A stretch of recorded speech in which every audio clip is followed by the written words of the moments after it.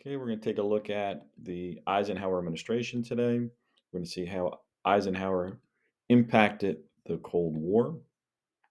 So, as we go through, make sure you're filling out your guided notes as we go through, as we kind of see the difference between President Eisenhower and President Truman in regard to the Cold War. So, the United States and the Soviet Union during the Cold War began to stockpile weapons, in particular nuclear weapons, as well as non nuclear weapons, during what is remembered as the arms race. During the arms race, the United States had started out by developing the world's first atomic bomb, leading up to the end of World War II. The Soviet Union was behind initially in regards to the arms race, but they quickly caught up.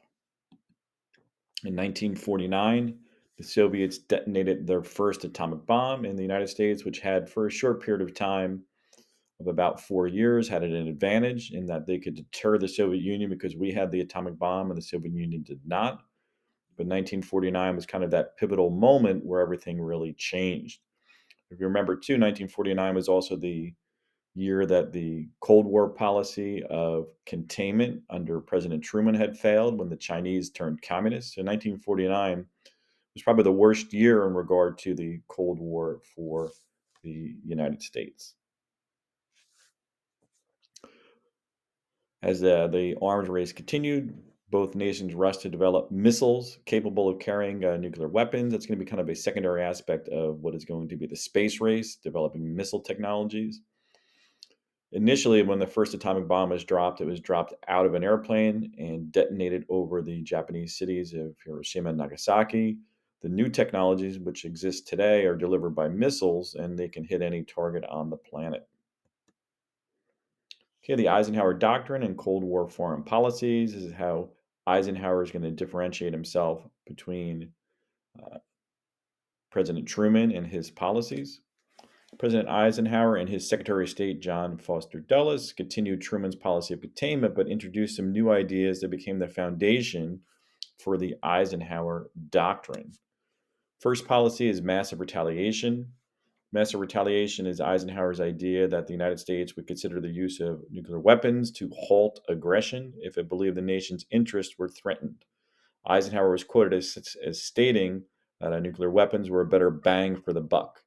So, what we mean by this, and what Eisenhower meant by this, was the idea that the cost of building up nuclear weapons, although expensive, was far less than having large standing armies deploying troops across the globe like we saw during World War II or even the Korean War. And he figured this would be the best way for the United States to protect themselves. A second policy that came out of the Eisenhower administration and John Foster Dulles, the Secretary of State, was brinkmanship. This is believed the United States needed to be ready to go to the very brink of war in order to preserve world peace. The belief would be this would serve as a deterrence, as other countries would see, in particular the Soviet Union, that would be willing to actually go to war, unlike in China, somewhat more similar to Korea, in order to stop the spread of communism. So this is kind of backing up words with actions, or at least more threatening words. In the case of Eisenhower, obviously, as a former general and the commander of the American forces during World War II, he was much more of a person willing to use the military if necessary. The United States would also rely more heavily on air power. We were building up our Air Force, or our delivery systems, and Air Force would be ready to hit different targets across the globe. And so the Air Force, combined with the more advanced weapons of mass destruction or nuclear weapons, would be the primary focus of the military under Eisenhower.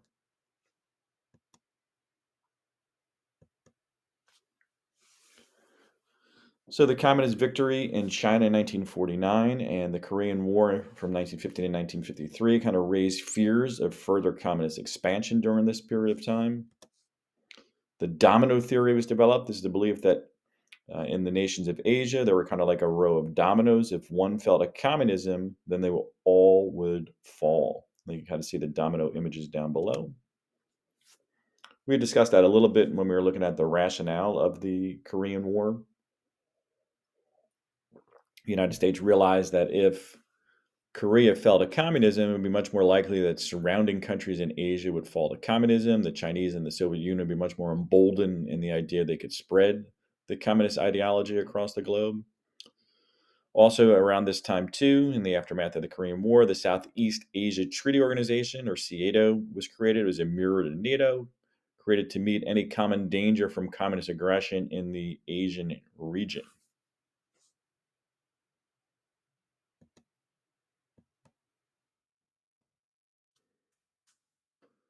The United States got involved in the Middle East as well, and kind of an interesting area in which the United States got involved was Iran.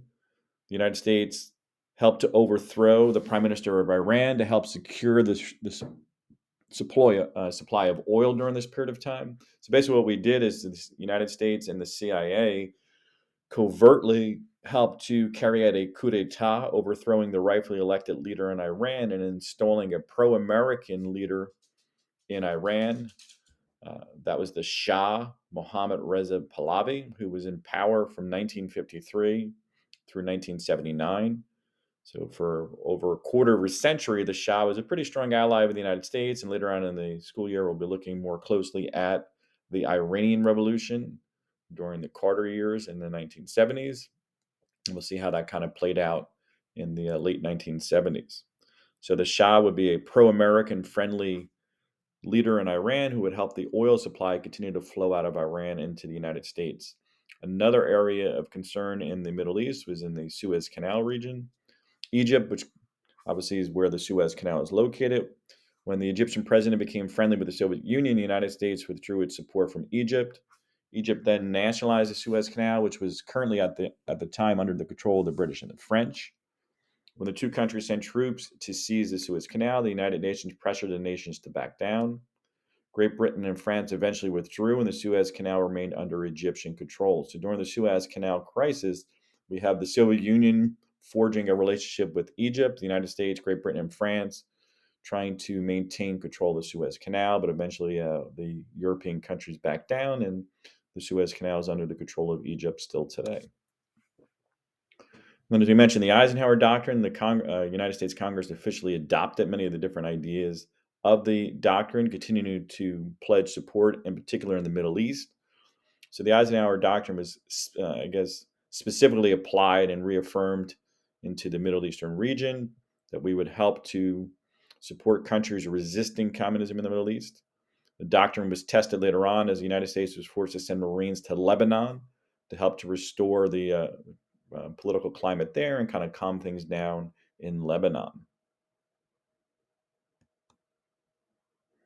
Relations with the Soviet Union began to change. Tensions between the U.S. and the Soviet Union rose and fell during the Eisenhower years. One dramatic event that took place early on in the Eisenhower years was in 1953. The longtime leader of the Soviet Union, Joseph Stalin.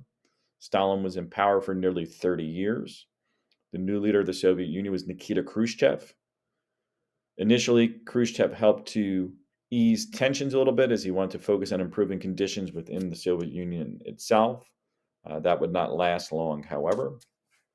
Peaceful coexistence. The United States had a meeting with the Soviet Union in Geneva, Switzerland. Switzerland's always known for being a neutral country. The superpowers began talks on disarmament that in the time led to the suspension of nuclear testing. That was only temporarily, however.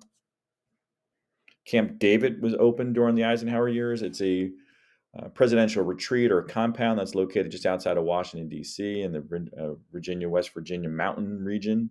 It's an area that's super secure. There's been diplomatic meetings held there throughout history from the 1950s through contemporary times. Even most recently, President Biden went to that retreat, Camp David. It's named after Dwight Eisenhower's son, David. So Khrushchev visited the United States, and they held lengthy talks with Eisenhower at Camp David at the presidential retreat. And they made some progress, but obviously did not necessarily end the Cold War for sure. The space race, as both sides were not only competing in terms of their military buildup during the arms race, but they were also trying to develop satellite technologies and missile technologies, and eventually the goal of putting the first astronaut or cosmonaut into orbit and eventually onto the moon. In 1959, the Soviets launched a satellite Sputnik, and you can see the image of Sputnik in the top right corner, into orbit around the Earth. The arms race now became part of the space race as the United States rushed to launch their own satellites and compete with the Soviet Union. Because the Soviet Union got the first satellite into orbit, the United States and many Americans began to panic. They were very nervous that they were losing the space race. Reaction in the United States to the launching of Sputnik included the United States feeling like they're in a state of Congress, a crisis, as Congress quickly approved the National Defense Educational Act, which is something you should be familiar with, a $1 billion program intended to produce more scientists and science teachers, kind of reemphasizing mathematics and science in the classroom. The act authorized money for loans to enable high school and college graduates to continue their education in mathematics and science. Unfortunately, they weren't emphasizing social studies or history as much in schools as they probably should, or at least I would like to have seen. But obviously, math and science were very important during the space race. Additionally, Congress created the National Aeronautics and Space Administration, better known as NASA, to coordinate the space-related efforts of American scientists in the military. So that's where we're going to develop our missile technology, satellite technology, our astronaut program, and the Apollo program, eventually the program that would put the first astronauts on the moon in 1969. Meanwhile, both sides were launching covert activities. The Soviet Union actually shot down an American U-2 aircraft deep in Soviet territory. The pilot, Colonel Francis Gary Powers, admitted that he had been spying on Soviet military bases. Eisenhower said he approved the U-2 flights and promised to suspend them. It was a means of kind of diffusing a very difficult and tension-filled situation. Khrushchev denounced the United States, demanded an apology. Eisenhower refused. And here's some images from the U-2 spy incident. That's a spy plane. See how thin it is? It's designed to kind of, I guess, evade detection in foreign countries. There's the pilot on the left, and he went on trial there on the right side. So this is kind of a huge incident right at the very end of the Eisenhower presidency, as his presidency was up in 1960. Hopefully you enjoyed our discussion here on the Eisenhower foreign policy during the Cold War. And this gave you a little bit more insight as we kind of move forward studying the Cold War. Be sure to submit your guided note responses in Google Classroom.